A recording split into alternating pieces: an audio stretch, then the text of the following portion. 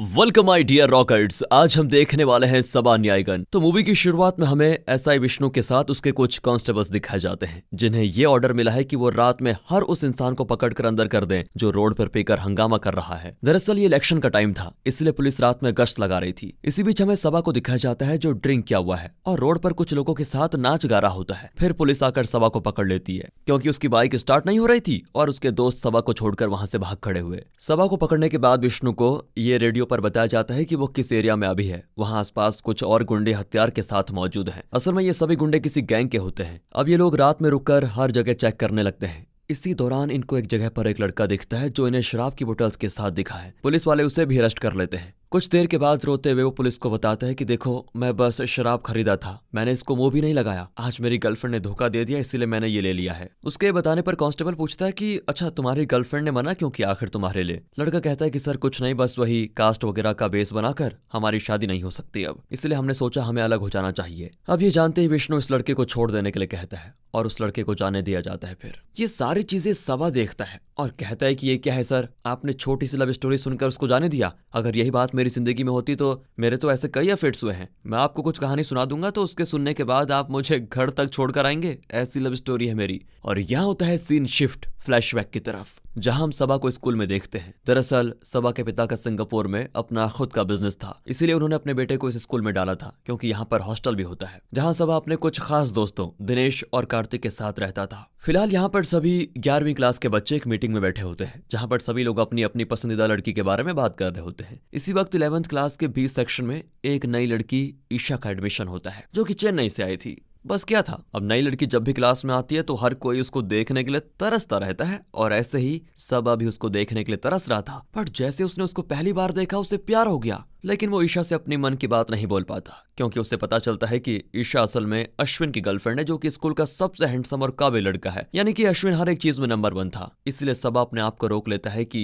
नहीं है मेरे बस का, क्योंकि सबा सिर्फ हॉकी में ही बेस्ट था। फिर एक दिन सबा का एक दोस्त उससे कहता है कि तुम्हें कम से कम एक बार तो ट्राई करना ही चाहिए, लड़की का मामला है, क्या पता मान जाए। फिर क्या था, जोश आ गया सबा को। वो ईशा को प्रपोज करने के लिए गर्ल्स हॉस्टल में घुसने की कोशिश करता है, लेकिन वो इतना काबिल भी नहीं था कि आराम से घुस जाए। वो वार्डन के द्वारा पकड़ा जाता है, साथ ही अपने सेक्शन के बच्चों के सामने थप्पड़ भी खाता है। अब इसी बीच सबा को पता चलता है कि कार्तिक असल में ईशा की दोस्त गायत्री को पसंद करता है जिसे वो फेयरवेल में प्रपोज करने की सोच रहा है। अब सबा को फिर से जोश आता है। वो ईशा को अपने दिल की बात बताने वाला होता है और जैसे वो ईशा के करीब जाता है तभी पता चलता है कि प्रिंसिपल ने बुला दिया है। असल में हुआ यह था कि मैथ्यू नाम के एक लड़के ने पास होने के लिए एक अच्छे लड़के की कॉपी चुराकर रात को अपनी कॉपी में उसका सब कुछ छाप दिया और दोनों कॉपीज वहां रख दी। और इस काम में सबा ने एक नंदू नाम के बच्चे की मदद की थी जो कि स्कूल ही में पढ़ता था। फिर क्या था, सबा को दोबारा मार पड़ती है। साथ ही साथ ये सब कुछ सबा की माँ देख लेती है जो उससे मिलने आई थी, इसीलिए वो भी सबा से गुस्सा हो जाती है। अब अपनी माँ की आंखों में आंसू देखकर सबा अच्छे से पढ़ाई करने लग जाता है। इस तरह धीरे धीरे फेयरवेल का दिन आ जाता है जिस दौरान सबा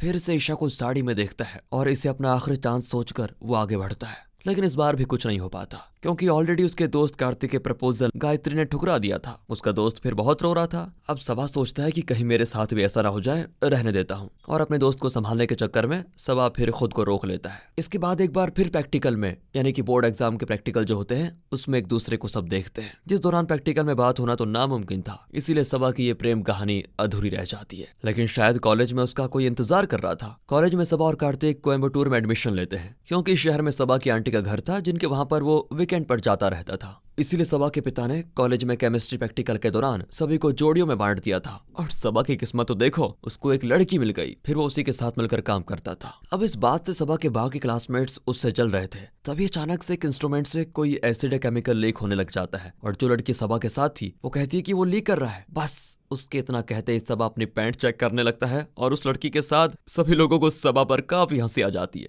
जिसके बाद से सबा की डिपार्टमेंट की किसी भी लड़की ने उससे बात तक नहीं की। इस तरह कुछ दिन सबा के ऐसे ही गए। फिर उसने एक दूसरी लड़की को देखा जिसकी एक सीनियर लड़का रैगिंग ले रहा था। तभी सबा ने उस लड़की से बोला कि तुम्हें फैकल्टी ऑफिस में बुला रहे हैं। अब यहाँ वो लड़की सबा के इशारे को समझकर वहां से चली गई और फिर कुछ देर के बाद सबा को थैंक यू बोलने के लिए आई कि तुमने मुझे बचा लिया। दरअसल इस लड़की का नाम संगीता होता है जो बातों ही बातों में सबा को बता देती है कि मैं स्कूल की टॉपर रह चुकी हूँ। अब एक टॉपर तो सबा की औकात से बाहर थी। तो सबा उसे पटाने का आइडिया ही ड्रॉप कर देता है। यही नहीं दोस्तों, आगे भी देखिए। अब उसने अपने दूसरे डिपार्टमेंट की लड़की रिया को देखा, वो भी सबा को पसंद आ गई। वो हर जगह अब रिया को देखने लगा, जो बात रिया को भी पता थी, पर वो सबा को नजरअंदाज कर देती थी। फिर एक दिन रिया को ताड़ने के लिए सबा उसके घर के बाहर पहुंच गया, जहां पर रिया के कुछ क्लासमेट्स सबा को उसके घर के बाहर देखकर उसको धमकाते भी हैं। पर तभी रिया के घर से नंदू नाम का एक लड़का अचानक से सबा को आवाज देता है। दरअसल नंदू भी पहले उसी स्कूल में पढ़ता था जहां पर सबा ने पढ़ाई की थी। नंदू ने पहले ही सबा के बारे में अपनी माँ को बताया था, यानी कि वो रिया का भाई है, और उसने सबा को देखते ही उसे अंदर बुला लिया। अब इस चीज को देखकर सबा रिया के क्लासमेट्स को चिढ़ाते हुए उसके घर में जाता है, जहां जब रिया उसे देखती है तो वो उसे हाथ जोड़कर जाने के लिए कहती है। तभी नंदू आकर सब कुछ बताता है, और रिया की माँ तो सबा के बारे में ही बात करने लग जाती है।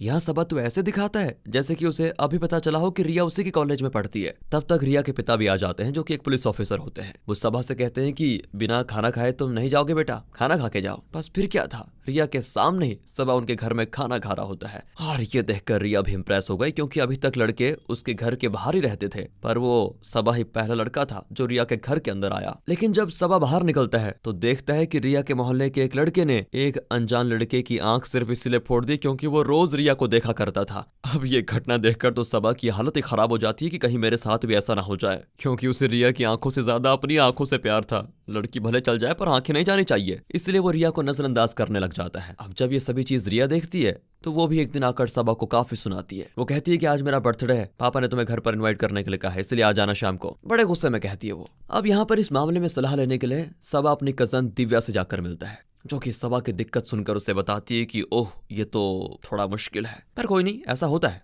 एक लड़की के लिए अक्सर लड़के लड़ते रहते हैं, तुम उन लड़कों से डरो मत, कोई तुम्हारी आंख नहीं फोड़ेगा। लेकिन हाँ, फर्क इससे नहीं पड़ता कि उस लड़की से कितने लड़के प्यार करते हैं, जरूरी यह है कि आखिर वो लड़की किसको चाहती है। और जो भी बात तुमने मुझे रिया के बारे में बताई है, उससे ये तो साफ है कि वो तुम्हें पसंद करती है, इसलिए बिना डरे आराम से उसके घर जाओ, सब सेटल हो जाएगा। अब जब सबा रिया की बर्थडे पार्टी में पहुंचता है तो वहां पर रिया के पिता सबा से बताते हैं कि यहाँ कुछ लड़कों ने एक लड़के की आंख फोड़ दी थी, उसी केस में थोड़ा बिजी हूँ बेटा आजकल। अब उनकी ये बात सुनकर सबा और डर जाता है। यहाँ रिया भी समझ गई थी कि इसी डर की वजह से सबा मुझे अवॉइड कर रहा है, इसलिए वो सबा से गुस्सा हो जाती है। लेकिन सबा उसे रोज मनाने की कोशिश करने लग जाता है, और साथ ही साथ वो रिया से अपने दिल की फीलिंग्स भी बताता है। इसी वक्त टीवी पर इंडिया का क्रिकेट मैच चल रहा होता है। उस वक्त किसी भी खिलाड़ी से अकेले 200 रन बनाना बहुत बड़ी बात थी, तो इस कारण रिया सबा से कहती है कि अगर आज कोई प्लेयर 200 मार ले तभी मैं हाँ करूंगी। अब इसे सबा की किस्मत कहे या कोई चमत्कार, उस मैच में सचिन तेंदुलकर एक जबरदस्त डबल सेंचुरी मार देता है। और ये बात जैसी सबा को पता चलती है तो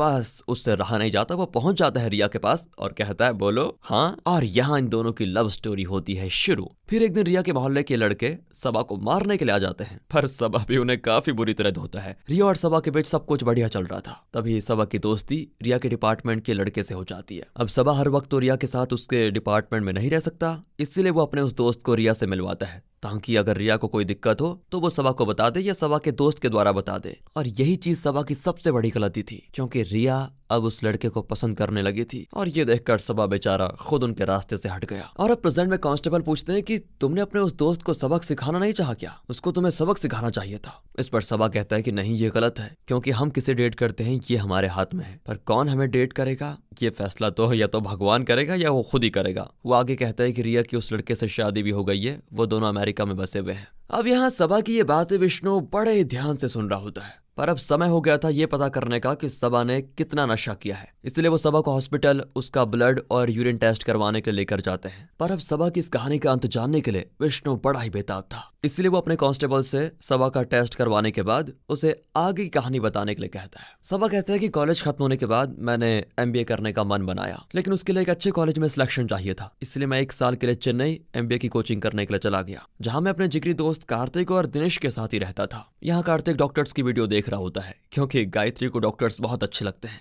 कार्तिक अब भी उसे याद करता है। साथ ही दिव्या ने नया बुटीक खोला होता है, तो आज उसका पहला दिन है, इसलिए सबा वहां पर जाता है, जहां पर उसकी नजर ईशा पर पड़ती है। वही स्कूल वाली ईशा, सबा की पहली क्रश, जिससे वो कभी कुछ कह ही नहीं पाया। यहाँ वो अपनी बहन की मदद से ईशा को कपड़े सिलेक्ट करने में मदद करता है, साथ ही उसे डिस्काउंट भी दिलवाता है। अब ईशा पहले तो सबा को पहचान नहीं पाती, लेकिन फिर वो जब जाने वाली होती है तब वो सबा को पहचान लेती है कि हाँ, इसे कहीं देखा है, ये तो हमारा क्लासमेट था। फिर दोनों यहाँ स्कूल के बारे में काफी बातें करते हैं। अब क्योंकि दोनों ने एक भी बार स्कूल में बात नहीं की थी तो ईशा को सबा के बारे में कुछ भी पता नहीं था। तभी वहां पर ईशा की स्कूल फ्रेंड गायत्री आ जाती है, वही गायत्री जो कार्तिक की क्रश है। उसे कार्तिक ने एक बार प्रपोज भी किया था तो गायत्री ने उसका प्रपोजल स्वीकार नहीं किया था क्योंकि कार्तिक पढ़ने में बिल्कुल अच्छा नहीं था। यानी कि गायत्री को पता था कि वो जिंदगी में कुछ कर ही नहीं पाएगा। गायत्री कहती है कि तुम उसी कार्तिक के दोस्त हो ना? हाँ, तो उसके दोस्त भी तो उसी की तरह होंगे, तुम करते भी हो कुछ। अब जब सबा ये सुनता है तो वो गायत्री से कह देता है कि तुम गलत हो, मैं इस बुटीक के बिजनेस को संभाल रहा हूँ, और रही बात कार्तिक की तो वो डॉक्टर बन चुका है, वो भी हार्ट स्पेशलिस्ट। अब इस पर गायत्री कहती है अच्छा, कार्तिक ने तो 12th में मैथ्स लेकर पास किया था। अब सबा भी कह देता है कि उसने दोबारा बायो लेकर फिर से 12th किया और डॉक्टर बन गया। अब ये सुनते ही गायत्री तो कार्तिक का नंबर ले लेती है और ईशा सबा का नंबर। अब ये बात जब कार्तिक को पता चलती है कि उसके दोस्त ने उसे डॉक्टर बना दिया है, उसकी तो हालत खराब हो जाती है, जिसे फिर किसी तरह दिनेश और सबा मिलकर समझाते हैं कि बेटा तेरे पास यही मौका था गायत्री को पटाने का। अब यहाँ दिखाते हैं तो ईशा के माँ बाप भी सबा से मिल जाते हैं और यहाँ फिर ईशा के साथ होती है उसकी लव स्टोरी शुरू। अब कार्तिक के पिता तो उसके लिए घर चेन्नई में ले लेते हैं, तो उसके गृह प्रवेश की पूजा में सबा ईशा को भी इन्वाइट करता है। दूसरी ओर कार्तिक डॉक्टर बनकर गायत्री से मिलने के लिए कैफे में जाता है, जहाँ पर अचानक एक आदमी को हार्ट अटैक आ जाता है। अब गायत्री कार्तिक को कहती है कि जरा देखो इसको बचाने के लिए कुछ करो। बेचारा कार्तिक क्या ही कर सकता था, वो भी उस आदमी के सीने पर चिंता करने लग जाता है और बेचारे उस आदमी की मौत हो जाती है। फिर क्या था, कार्तिक की असलियत 2 मिनट में गायत्री के सामने आ जाती है जो बहुत रो रही होती है, और यहाँ ईशा कार्तिक को एक थप्पड़ भी लगा देती है। उसे ये लगता है कि इस बात से बेचारा सबा भी अनजान था, जबकि असलियत में तो सबा ने ये बात फैलाई। यानी कि ईशा की नजरों में कार्तिक ने सबा से झूठ बोल दिया था। अब वो सबा से कहती है कि तुम इस कार्तिक से दूर रहो, इसने तुमसे झूठ कहा कि वो डॉक्टर है, वो कोई डॉक्टर नहीं है। अब इस पर रात में कार्तिक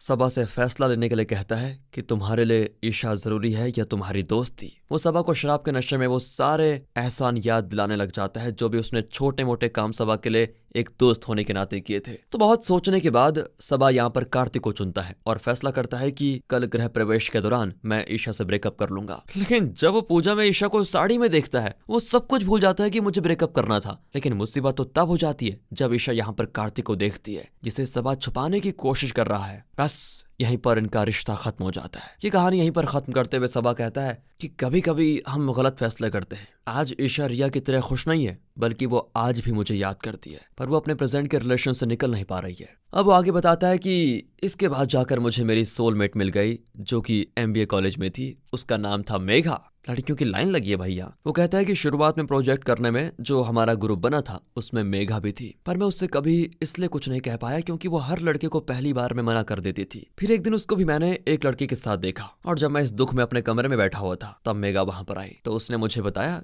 कि आज मुझे एक लड़के ने प्रपोज किया है, पता है तुम्हें, लेकिन मैं उसे नहीं तुम्हें पसंद करती हूँ। और यहाँ मेघा सबा को खुद ही प्रपोज कर देती है और साथ ही उससे लिपट जाती है। यानी कि सबा को आखिरकार उसका सच्चा प्यार मिल ही गया। अब ये कहानी खत्म होते ही एक गुंडा पुलिस की गाड़ी के सामने आ जाता है अचानक से ही, इसलिए वो भागने लगता है, जिसे पकड़ने के लिए फिर कांस्टेबल्स चले जाते हैं। यहाँ पर विष्णु अकेला होता है तो उस पर वही हथियार वाला गैंग जिसे ये लोग ढूंढने निकले थे वो हमला कर देता है। अब सबा को भी गुस्सा आ जाता है और वो विष्णु की जान बचाने के लिए सभी को धो डालता है। फिर कुछ देर के बाद विष्णु सबा को थैंक यू बोलता है, इसलिए नहीं कि उसने विष्णु की जान बचाई, बल्कि इसलिए क्योंकि सबा ने अपनी कहानी सुनाकर विष्णु के फैसले को आसान कर लिया। दरअसल वो भी एक ऐसे रिश्ते में है जिसमें ना तो वो खुश है और ना उसकी गर्लफ्रेंड दीप्ति। विष्णु बताता है कि कॉलेज में हमारे 6 लोगों का ग्रुप था जिसमें 3 लड़के और 3 लड़कियां थी। उसमें से 4 ने तो एक दूसरे को गर्लफ्रेंड बॉयफ्रेंड बना लिया, बच गए मैं और दीप्ति। सभी के कहने पर हमें भी एक दूसरे को प्रपोज करना पड़ा और तब से लेकर आज हम दोनों खुश ही नहीं, ठीक तुम्हारे और रिया की तरह। जैसे तुमने कहा था ना कि प्यार उस इंसान से होना चाहिए जिसका नाम लेकर खुशी हो, दीप्ति इस केस में ऐसी नहीं है, इसलिए मैं सोच रहा हूँ कि उससे ब्रेकअप कर लूं। अब ये सुनते ही सबा झट से कहता है कि बिल्कुल सही सोचा आपने, हमारे पास एक ही जिंदगी होती है और इसे हमें उस शख्स के साथ बिताना चाहिए जो कि हमारा सोलमेट हो, हमारी सारी चीजें समझे, हमारी हर खुशी में साथ दे। तो बस फिर क्या था, विष्णु सबा को छोड़ देता है और दीप्ति से ब्रेकअप करने के बाद वो सबा को ये बात खुशी खुशी बताता है। यहाँ सबा के फोन के बाद विष्णु को कांस्टेबल का फोन आता है जो बताता है कि सबा की रिपोर्ट नॉर्मल आई है, उसने ना ही पी रखी थी ना ही कुछ। अब इस पर विष्णु हंसते हुए कहता है कि पक्का उसने सिस्टर को भी अपनी लव स्टोरी सुनाई होगी। इसके साथ सीन कुछ महीने आगे बढ़ जाता है और हम देखते हैं कि सबा अपने स्कूल आया है क्योंकि उसके 2009 के बैच का मीटअप था। यहाँ उसी तरह फिर से सबा ईशा को नहीं बल्कि दीप्ति को देखता है। दरअसल यहाँ बात ये थी कि जो भी कहानियां पुलिस वाले को सबा ने सुनाई थी सिवाय स्कूल वाले वाली कहानी को छोड़कर बाकी सब झूठी थी। बाकी पहली कहानी में सबा ने दीप्ति का नाम ईशा इसीलिए बताया था ताकि विष्णु को उस पर शक न हो, और ये सारा प्लान सबा और उसके दोस्तों ने मिलकर रचा था ताकि वो बिना डायरेक्ट बोले विष्णु को ये बता सके कि दीप्ति उसके लिए सही नहीं है, जो कि कामयाबी हो गया। चलिए बेहतर समझने के लिए शुरुआत में चलते हैं। जब सबा स्कूल में था तो उसे दीप्ति से प्यार हो गया था। उसके असली नाम की जगह सबा ने ईशा का नाम इस्तेमाल किया। फिर स्कूल में तो वो दीप्ति को कुछ नहीं बोल पाया, लेकिन स्कूल के कुछ सालों के बाद सबा की मुलाकात फिर दीप्ति से हुई, जिस दौरान सबा ने दीप्ति के सामने अपने दिल के राज खोल दिए। उसने दीप्ति को वो सब कहा जो वो स्कूल के टाइम से उससे कह नहीं पाया था। पर यहाँ दीप्ति ने उससे ये कहा कि तुम्हें ये बात स्कूल टाइम में करनी चाहिए थी। अब मैं अपने कॉलेज के एक लड़के विष्णु के साथ हूँ। और इस तरह से दीप्ति ने उसका प्यार ठुकरा दिया था। अब जो कार्तिक और गायत्री वाली कहानी थी उसमें भी थोड़ा मिलावट थी। असल में कार्तिक ने बाद में गायत्री को पटा ही लिया था। अब गायत्री दीप्ति की दोस्त थी तो उसने कार्तिक को दीप्ति और विष्णु के रिश्ते के बारे में बता दिया था कि उनका रिश्ता अच्छा नहीं चल रहा है और इस रिश्ते की वजह से दीप्ति हमेशा उदास रहती है। अब ये सारी बातें अगर विष्णु को सबा सीधा सीधा समझाने की कोशिश करता कि दीप्ति के लिए मैं सही हूँ तुम नहीं, तो शायद वो ना समझता और साथ ही वो दीप्ति के कैरेक्टर पर शक भी करता। इसलिए सबा और कार्तिक ने मिलकर सारा सेटअप किया। सबा जानबूझकर पकड़ा गया, यहाँ तक कि जो उसके बाद एक लड़का शराब की बोतल के साथ पकड़ा गया था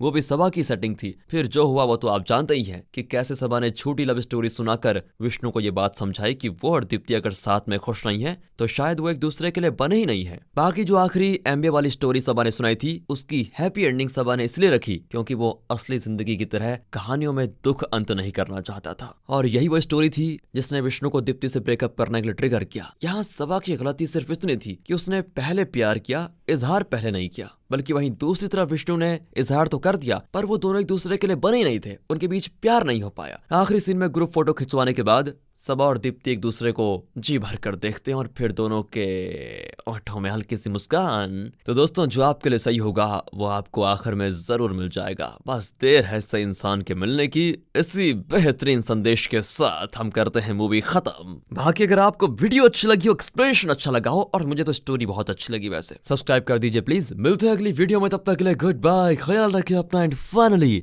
थैंक्स फॉर वॉचिंग।